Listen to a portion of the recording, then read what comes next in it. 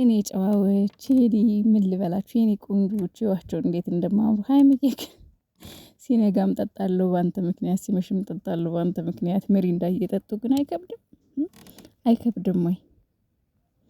ሰላም እንዴት ናችሁ? ውድና የተከበራችሁ የኔ ቤተሰቦች ደህና ናችሁ ወይ? እኔ ያለው እግዚአብሔር ይመስገን። አላችሁልኝ ወይ?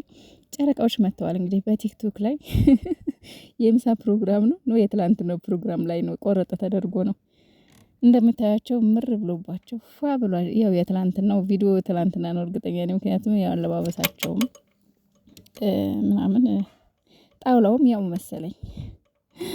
ሲመሽም እጠጣለሁ አንተ ምክንያት ምን አርጎሽ ነው እንደዚህ ኩርፍ ያልሽው? የኔ አኩራፊ ኩርፍ ብላለች። ምንድነው ያስኮረፈሽ ሀይሚሻዬ?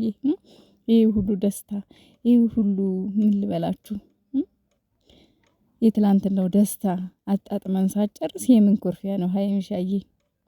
የምን ድብርት ነው? ፏ በይልኝ። ከፍቶሽማ ደብሮሽማ ማየት አንፈልግም። ፏ ፈሽ በይ የኔ ቆንጆ፣ የኔ ደስተኛ፣ የኔ አስተዋይ ሴት፣ የኔ መልካም ሴት፣ የኔ አንደኛ ሴት በዚች ምድር ላይ አንደኛዋ ልዕልቷ እመቤቷ ሀይሚሻዬ ለኔ ማለት ነው። የንግስቷ ደግሞ ልዑል በዚች ምድር ላይ አንደኛ። በተለይ በዩቲዩብ መንደር እንደ ብሩኬ እንደዚህ የተመሰከረለት ሰው አላየሁም።